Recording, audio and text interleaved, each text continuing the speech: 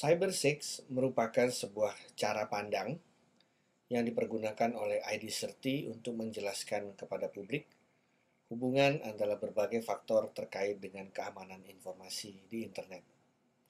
Apa itu Cyber Six? Atau 6 aspek apa saja yang dimaksud dalam Cyber Six? Berikut adalah penjelasan ringkasnya. Seperti kita ketahui, masyarakat modern saat ini menggunakan internet untuk kehidupan sehari-hari. Pada tahun 2008 disinyalir 1 dari 5 orang sudah tersambung ke internet. Mereka melakukan interaksi, mereka melakukan transaksi, mereka melakukan koordinasi dan berbagai aktivitas lainnya di dalam dunia internet ini. Ini adalah cyber yang pertama yang diberi nama cyberspace. Semakin hari, data dan statistik memperlihatkan semakin banyak transaksi dunia yang nyata pindah ke dalam dunia maya. Lihatlah statistik dari bank, lembaga keuangan, departemen perdagangan, dan lain sebagainya yang memperlihatkan semakin meningkatnya nilai transaksi melewati cyberspace. Artinya apa? Artinya adalah bahwa nilai intrinsik dari internet makin lama makin menaik karena semakin penting bagi kehidupan masyarakat. Seperti halnya berlian dalam kehidupan nyata, berlian itu harganya mahal sekali, sehingga banyak sekali orang yang ingin memiliki berlian. Dari orang baik-baik yang ingin membelinya, sampai orang yang ingin merampoknya. Atau US dollar dan euro yang nilainya sangat tinggi. Banyak orang yang menabung, tapi banyak pula orang yang ingin mencuri atau merampasnya. Artinya apa? Semakin tinggi nilai sebuah benda, semakin tinggi pula potensi ancamannya. Demikian pula dengan cyberspace. Semakin banyak orang menggunakan internet, maka semakin pentinglah nilai internet itu. Artinya apa? Cyber kedua masuk di sini, yaitu cyber threat.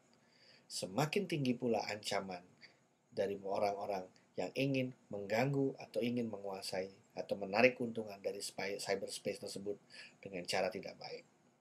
Yang dimaksud dengan ancaman adalah adanya potensi dari mereka untuk bisa melumpuhkan internet biar orang lain rugi, atau memanfaatkan internet untuk melakukan pencurian terhadap uang-uang yang ada.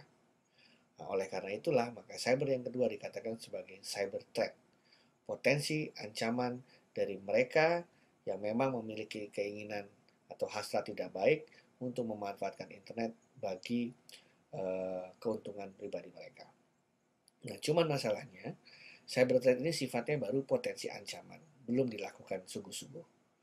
Kalau yang bersangkutan sudah melakukan aksi, dalam arti kata, sudah benar-benar melakukan pencurian data, sudah benar-benar melakukan pengambilan uang secara tidak sah, sudah benar-benar melumpuhkan internet atau sistem komputer terkait dengannya, maka dia sudah melakukan apa yang dinamakan sebagai cyber yang ketiga, yaitu cyber attack. Attack dalam arti kata mereka sudah melakukan serangan.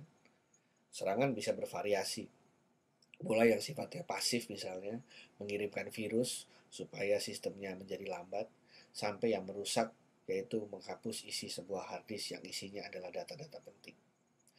Nah, karena adanya cyber attack, maka otomatis perusahaan, organisasi, atau institusi yang terkait dengan internet memperhatikan atau membangun apa yang dinamakan sebagai cyber security, yaitu cyber yang keempat, alias infrastruktur, sumber daya, atau piranti-piranti yang terkait dengan mengamankan mereka punya internet dibeli, diinstalasi, dan dikonfigurasi. Nah, cyber security ini mulai macam-macam, mulai dari sifatnya SOP, prosedur, supaya orang tiap hari atau tiap bulan secara berkala menggantikan password, sampai yang sifatnya perangkat kertas, seperti membeli firewalls, atau yang sifatnya perangkat lunak, membeli sistem antivirus, anti penyusupan, dan lain sebagainya. Nah, kalau sebuah institusi sudah memiliki cyber security, tetapi si penjahat masih nekat merusak instrumen security ini, mencoba menerobos masuk semua peralatan yang sudah dipasang untuk menjaga sistem dari serangan orang-orang yang tidak berhak, maka yang bersangkutan sudah dianggap melakukan cybercrime atau cyber kriminal sebagai aspek cyber yang kelima. Nah, cybercrime ini yang namanya juga kriminal, tindakan kejahatan, bisa sifatnya perdata, bisa sifatnya pidana. Oleh karena itu, karena adanya cybercrime, maka dibutuhkan regulasi, peraturan, undang-undang untuk menangani cybercrime, yaitu cyber yang keenam yang dinamakan sebagai cyber law. Nah, cyber law ini harus selalu disesuaikan dengan perkembangan zaman. Oleh karena itu, semua hal yang diatur dalam cyber law harus tetap memperhatikan perkembangan dari cyberspace itu tadi. Demikianlah ringkasan dari keenam cyber atau cyber six, dimulai dari cyberspace, cyber threat, cyber attack, cyber security, cyber attack, cyber crime, dan cyber law. Jika ingin tahu lebih banyak mengenai ke cyber six ini, silakan menghubungi ID Serti di id.serti.or.id. Terima kasih.